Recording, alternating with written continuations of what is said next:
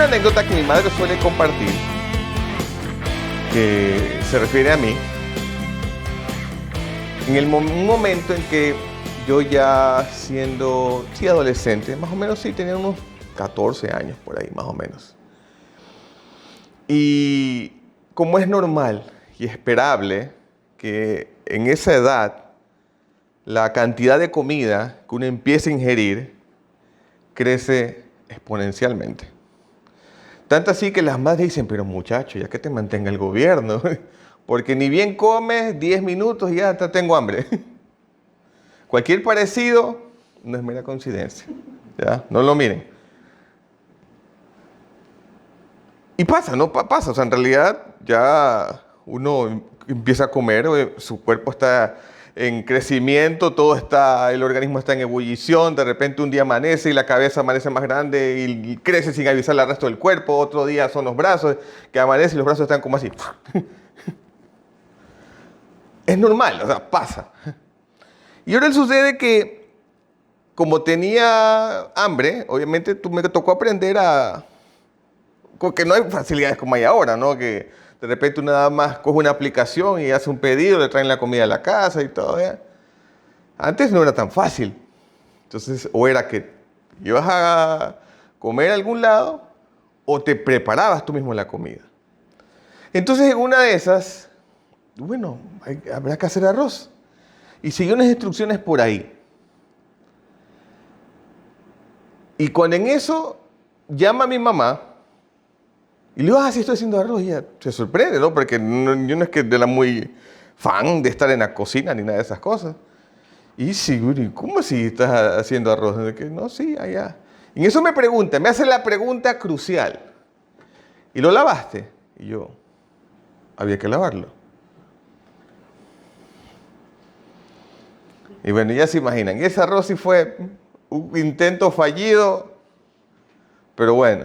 Y en otra ocasión también, creo que inclusive estaba yo un poco más joven, asimismo yo quería hacer una torta. Y por ahí pregunté qué ingredientes lleva una torta, pero no pregunté acerca de las proporciones.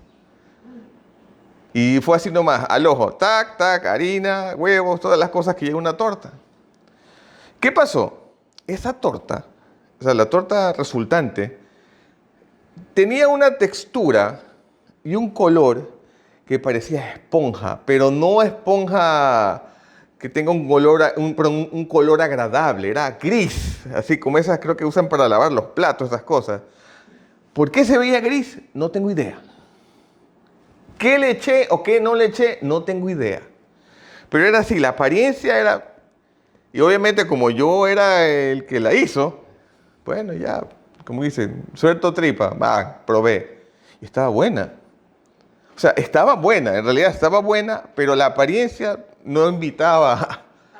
Exactamente, ¿ya? ¿Y por qué les cuento todo esto? No es por la intención de hacer el ridículo, sino más bien es de ilustrar cómo es posible tener buenas intenciones, hacer las cosas con cierto cuidado con el proceso, pero tener resultados desastrosos, ¿ya? Y cuando hablamos de organizaciones, empresas y esas cosas, hay dos conceptos que suelen ir de la mano, que son la eficiencia y la eficacia. La eficiencia se enfoca en el proceso y en hacer las cosas correctamente, mientras que la eficacia va enfocada en el resultado y en hacer las cosas correctas, ¿no? Claro que toda organización debe apuntar hacia el equilibrio entre las dos para que de esa manera el producto sea un producto que tenga un costo de producción no muy elevado, pero a su vez también que la gente lo quiera comprar, ¿ya? Y dentro de todo esto, quiero hablar del hombre más organizado, eficiente, eficaz y práctico de la vida. Y por si acaso no estoy hablando de mí, porque yo no lo soy. Puede ser que sea muy ordenado, tal vez muy organizado, procura ser muy práctico, pero todavía me falta mucho que aprender, todavía no soy quien quiero ser y sobre todo todavía no soy quien Dios quiere que sea, ¿no? Estoy hablando de nuestro Señor Jesucristo. Jesús Definitivamente es el hombre que ha sido más organizado, más práctico, más eficiente y más eficaz en toda la vida. ¿Ya? Y así como su mensaje fue muy práctico, nuestro mensaje, cuando hablamos de él, cuando hablamos de las cosas que él hace, las cosas que él nos enseña, debe ser igual, debe ser también práctico. A veces pasa que nos llenamos de tantas cosas y buscamos complicar su mensaje tanto que deja de ser práctico. O se ve como poco más inalcanzable, como que no, eso no es para mí porque eso es como para otras personas que se portan mejor que yo. Otras personas que tienen esa capacidad increíble de poder hacer las cosas que dice la Biblia, pero no es para mí. Cuando la verdad de todo esto es que el Señor nos invita a que formemos parte de un proceso. Por eso uno de los distintivos de la viña, ¿cuál es? Ven cómo eres. Porque todos tenemos nuestras batallas que pelear, todos tenemos cosas que cambiar y todos tenemos un proceso por el cual continuar. Algunos en su proceso pueden ir más rápido, otros más lento y otros tal vez mixto, ¿no? Que por momentos es rápido, por momentos es lento. Momentos donde el proceso va muy bien y uno se siente muy bien porque qué bien que he superado cosas que antes eran muy duras para mí de superar. Pero hay momentos en los que no es así. Y es normal porque somos humanos. Dios mismo nos creó así. Entonces, nuestro mensaje debe ser práctico. Cualquier cosa que hablemos de la Biblia debe mostrarse de tal manera que uno lo pueda aplicar en su vida y aplicarla desde ya. Y Jesús, por ejemplo, cuando estaba dando su mensaje, que nos estaba mostrando cómo se hace, porque no es que Jesús vino a dar un mensaje nuevo, diferente a lo que ya Dios había hablado antes. Nada que ver, todo lo contrario. Más bien fue decir, ok, el mensaje de mi Padre, les vengo a demostrar cómo se hace. Vengo a mostrarles a ustedes cuál es el espíritu de su palabra, cuál es el espíritu de los mandamientos.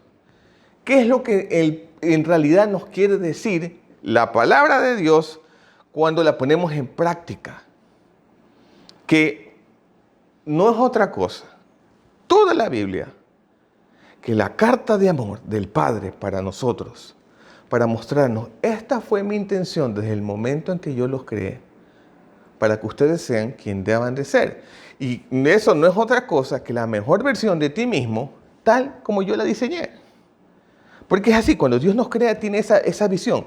Por eso somos diferentes, por eso tenemos talentos diferentes, por eso tenemos dones diferentes.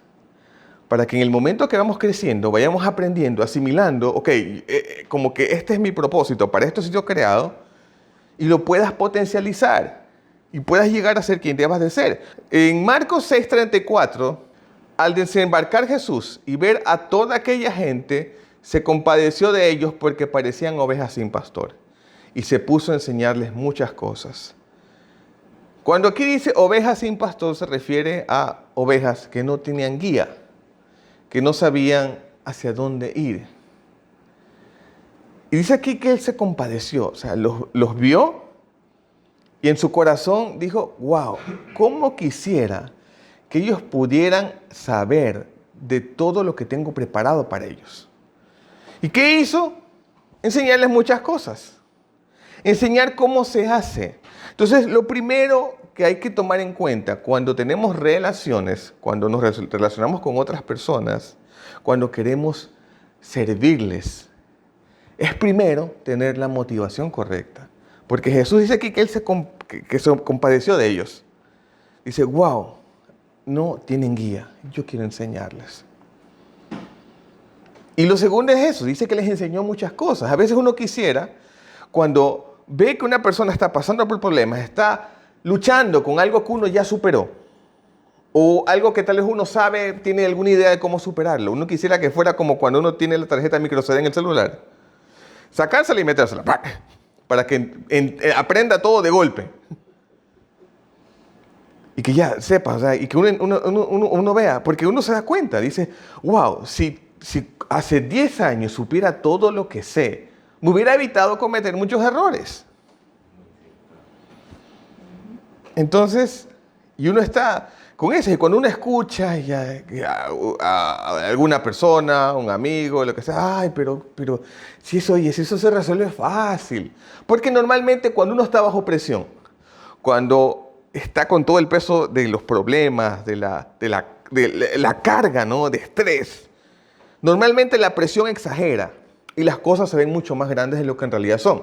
Pero una vez que se supera, dice, oye, ¿y por eso me mortifiqué tanto? ¿Y por eso me preocupé tanto? ¿Y por eso me estresé tanto? Cuando ya lo superó. Porque normalmente la presión exagera y nos hace ver las cosas más grandes de lo que son. Entonces, Jesús nos muestra un mensaje bastante práctico, pero con la motivación correcta. Primero, bien, dice, ellos necesitan saber muchas cosas y Él les enseña muchas cosas. Y en este contexto, dentro de la Escritura, es una de las ocasiones, y me atrevo a decir pocas ocasiones, que uno ve el mismo milagro que se repite en los 4 evangelios. Porque hay cosas que están en el uno que no están en el otro, hay cosas que están en 2 que no están en los otros 2, y así. Pero este es uno de los pocos que aparecen en los 4. Que resulta que estaban los que acabamos de ver, dice que estaban las personas y que les empieza a enseñar muchas cosas.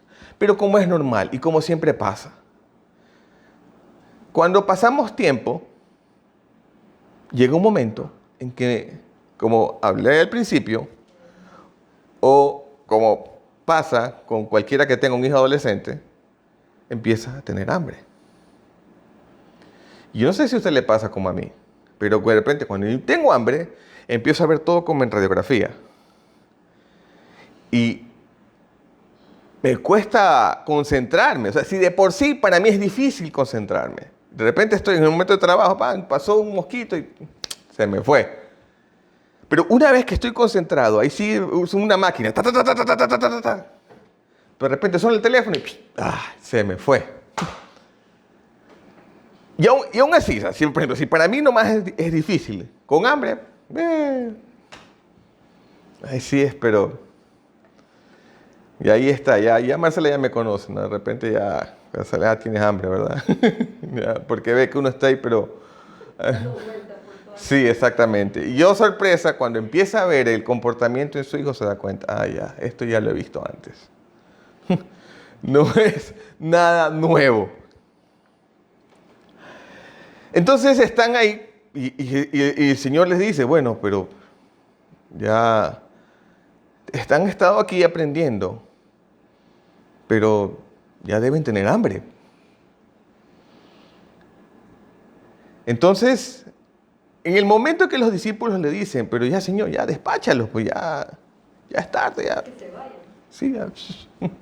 Pon la escoba ahí al lado de la puerta, como dicen algunos que supuestamente sirve. Y le dice, bueno, en ese momento no hay ninguna puerta, pero ya.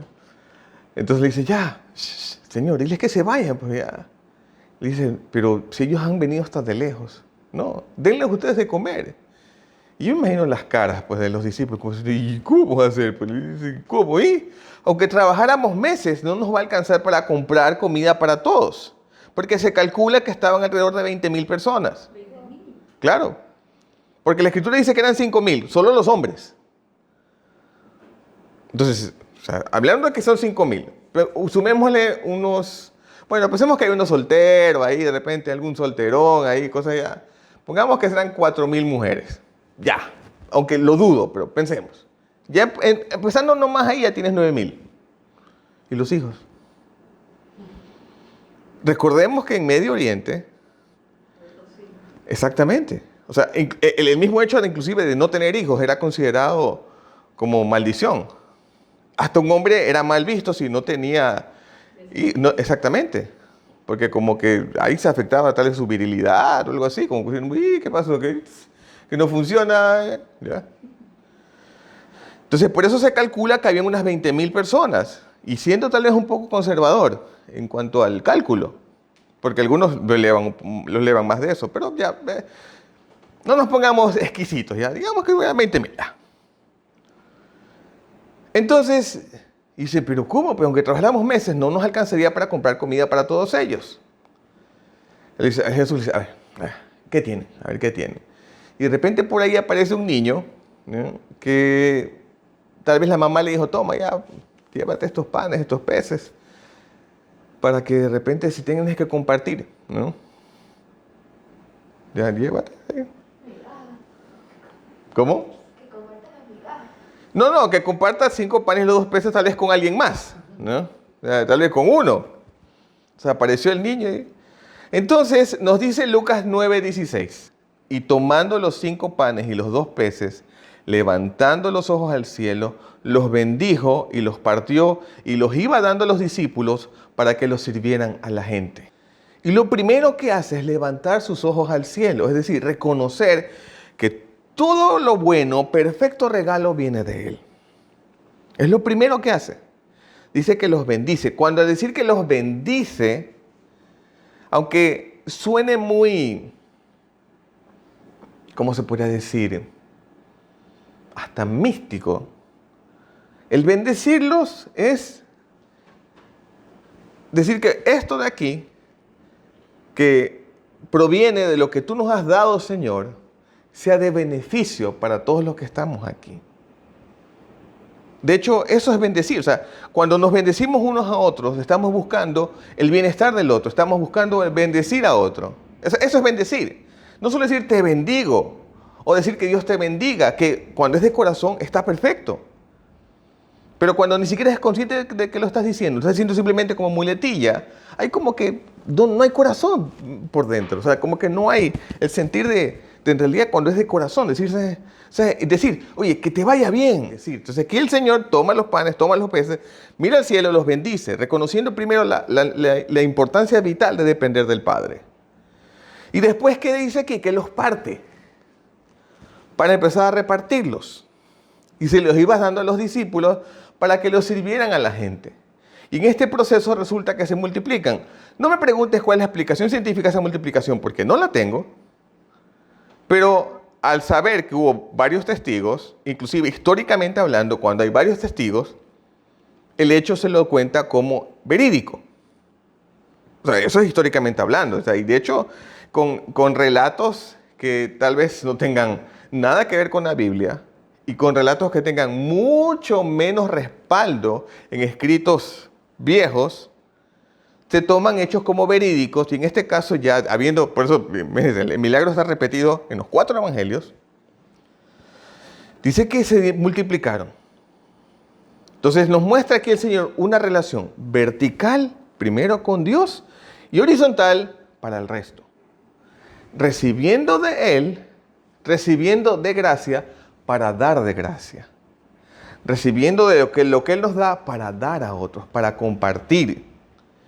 Y qué mejor compartir que compartir comiendo. Es que así uno está de repente comiendo, tomándose un cafecito con alguien y hablando, y así se comparte, o sea, Jesús, se dan cuenta que Jesús hacía hacía mucho uso de esto. En la última cena, estaban comiendo. Que algunos piensan que nada más era pan y vino, no. Ahí había comida. Entonces, porque de eso se trata. Jesús siendo práctico, organizado, eficiente y eficaz, dándonos el ejemplo clarísimo. Y eso nos demuestra claramente lo que pasa después. Veamos lo que nos dice Lucas 9:17. Todos comieron cuanto quisieron y después los discípulos juntaron 12 canastas con lo que sobró. Quedaron 12 canastas para los incrédulos de algunos versículos anteriores. Los que pensaban que que tendrían que trabajar meses para poder darles de comer a todas esas personas. 12 canastas, que cada uno ya le llevó a su casa. Yo imagino así, ya. Ahí Pedro llegando ahí con su canasta a la casa. Ahí, ¿ya? Ahí donde la suegra también, que estaba ahí, que también la suegra Jesús la sanó y le empezó a servir. Ya. Mire, suegra, lo que traje. Panes, peces, así. Ahora, y hablamos de una canasta. No nos dice el tamaño de la canasta, pero así pensemos que así es una chiquita. Oh, sorpresa, eran 12. Entonces, la comida permite compartir y estrechar vínculos. El día viernes tuvimos la oportunidad de compartir una comida con unos amigos muy especiales en la noche. El lugar era acogedor y obviamente es más acogedor cuando estás con buena compañía, ¿no? Y conversamos, nos reímos y todo. Ya, no los mires. Presente. Ya. Entonces, o sea, la pasamos bonito, definitivamente. El servicio, la persona que nos atendió, el mesero que nos atendió, el servicio de él fue increíble, fue excepcional, para que muy atento, todo muy bien, todo. Sin embargo, la comida, o sea, tuvo sus cositas que dejó que desear, ¿no? Pudo haber sido mejor, o sea, como que no iba al nivel ni del sitio, ni del servicio, ¿ya? Entonces, ¿qué pasa? ¿Qué trae eso como resultado? Que va a ser muy difícil que querramos volver. Entonces, lo mismo pasa cuando nosotros tenemos buenas intenciones, queremos hacer las cosas lo mejor posible, pero resulta que el mensaje es vacío. O que la forma como mostramos aplicar el mensaje, como que no es práctico. ¿Cómo lo voy a hacer? O sea, por eso Jesús les enseñaba muchas cosas, porque les decía, yo les voy a enseñar cómo se hace. De muy poco sirve que nosotros querramos dar un mensaje imponiendo cargas a las personas, diciéndole, bueno, si tú quieres estar bien con Dios, tienes que hacer esto, tienes que hacer esto, tienes que hacer esto, tienes que dejar de hacer esto, tienes que hacer lo otro, dando nada más las reglas, sin enfocarse en lo principal, primero, que es como hizo Jesús. Primero, levantó su mirada al cielo, recibiendo del Padre para poder dar. De hecho, uno piensa que como que el milagro ahí quedó. Ah, ya chévere, la gente comió, pudo enseñarle muchas cosas, pero Jesús tenía una visión más amplia. Él vio más allá, porque él sabía que de repente de la gente que estuvo ahí comiendo, seguramente muchos de ellos fueron los que después le dijeron, crucifícalo. Pero sin embargo, él sabía que la lección más importante que él tenía que dejar plantada era a los 12. Tanto así que en Juan 6:27, él les dice, no se preocupen tanto por las cosas que se echan a perder, tal como la comida. Pongan su energía en buscar la vida eterna que puede darles el Hijo del Hombre, pues Dios Padre me ha dado su sello de aprobación. Esto fue acto seguido de esta multiplicación de panes y peces. Porque inclusive les dice, ustedes me buscan por lo que acaban de ver. Y él les dice, lo que acaban de ver es algo que en su momento va a perecer. Los panes y los peces no van a durar toda la vida. Mientras que dice, busquen más bien la vida eterna. Porque ya Dios Padre puso el sello. El sello, la marca. ¿Sabes que esto es definitivo? Ahora, cuando habla de vida eterna, muchas veces pensamos que vida eterna es después de que me muera. Como que ya me muero. Entonces, como que en este momento tengo que estar aguantándome para no hacer lo que quiero hacer, es sentirme como que estoy poco más que una camisa de fuerza. O sea, la camisa de fuerza, ¿sabes? Que son... ¿Ya? Aguantarme hasta que me muera. Ya después de muerto, ahí sí, ya, chévere, va. Pero cuando se dice, habla de vida eterna, fíjense que el Señor no dice, pongan su energía en buscar la vida eterna que puede darles el Hijo del Hombre. No dice que les dará después de que se mueran, sino que está hablando que es algo desde ahora. ¿Y qué es lo que pasa? ¿Cuál es el gran problema? Que muchas veces pensamos que eso se limita a la conducta. Pero si lo limitamos a la conducta, estamos haciendo lo mismo que si quisiéramos, y en el caso que mencioné hace un momento, de la comida que tuvimos con nuestros amigos, le diéramos todo el mérito al mesero y no darle el mérito al cocinero. Entonces, en ese caso, nosotros no queremos volver más por el mérito del cocinero. Si la comida hubiera estado buena, con todo ese conjunto de cosas que pasaron, vamos a querer volver. Y es lo mismo que pasa en este caso. Si yo limito todo lo que Dios quiere que yo haga a simplemente al portarme bien, estoy dándome el mérito yo mismo en lugar de darle el mérito a Él, porque el cambio viene del interior hacia el exterior. Mientras más me acerco a Él, me doy cuenta de las cosas que tengo que cambiar. Tanto así que Jesús, más adelante, 2 versículos más adelante, ¿qué dice en Juan 6:29? Jesús contestó, esto es lo que Dios pide que hagan, que crean en quien Él envió. Y uno se queda como, bueno, ¿y esto es todo? Pero ¿y dónde están los 10 mandamientos? Pero tan fácil. No, algo debe estar mal. ¿Qué Biblia estás leyendo tú? Es que de ahí parte todo. Porque si yo creo en Él, si yo creo que su presencia en mi vida es la que me transforma, de ahí parte todo. Voy a poder cumplir sus mandamientos sin mayor problema. En algunos casos tal vez luchar un poco, pero seguirá dándome la victoria. Seguiré superando aquello que me costaba superar, porque Él nos da victoria, nos permite caminar de victoria en victoria en su nombre. Pero como toda relación debe desarrollarse. Porque por un lado nos podemos enfocar en los hechos. Ok, Dios no quiere que haga esas cosas que están mal. Dios no quiere que yo peque y dejo de pecar porque Él no quiere que yo peque. Entonces, y en ese momento, uno se enfoca en no hacer las cosas que están mal. ¿Y qué pasa? En ese momento, uno se enfoca en eso y se enfoca solo en lo que hace. Pero por otro lado, a veces viene el otro extremo que dicen, no, el Espíritu Santo nos guía a toda verdad. Así que Él te va a mostrar qué es lo que debes de cambiar. Pero ¿qué es que pasa? Uno puede decir, pero yo no siento nada. Si yo no siento nada, quiere decir que tal vez no estoy haciendo nada malo. Entonces, ¿qué es lo que sucede? Porque es posible, efectivamente, vivir, hacer cosas que no están bien, hacer cosas que nos afectan, cometer pecados y no sentir que está mal. Pero, o sea, ¿cómo es esto posible? O sea, ¿cómo puedo llegar a un balance? ¿Cómo puedo en realidad entender? Porque los dos extremos están mal. ¿Cómo llego a un balance? ¿Cómo llego a la mitad?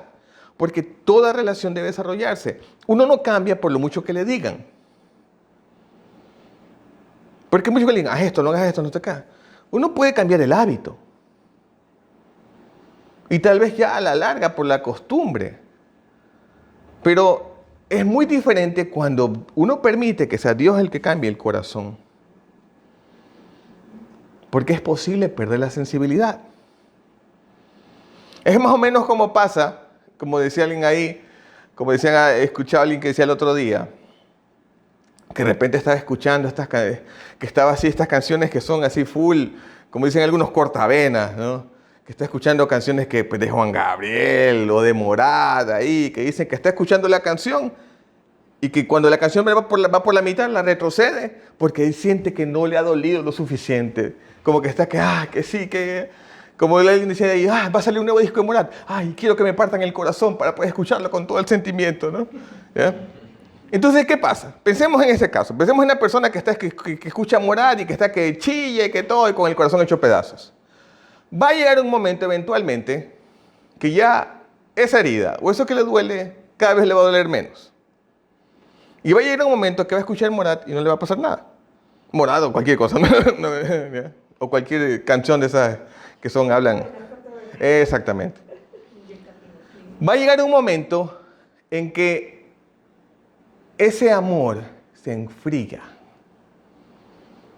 Y como se enfría, ya todo eso que antes le producía esas sensaciones, deja de producirlas. Entonces, claro que bueno, eso le enfocándolo en un aspecto negativo, ¿no? Pero enfoquémoslo en el aspecto positivo. Cuando mi relación con Dios se enfría, yo empiezo a perder sensibilidad. Y como empiezo a perder sensibilidad, puede ser que haga cosas que no están bien y que en realidad tal vez no sienta que estoy obrando mal. Es diferente cuando mientras yo más me acerco a la verdad me doy cuenta, wow, esto tengo que cambiar. Pero es de adentro.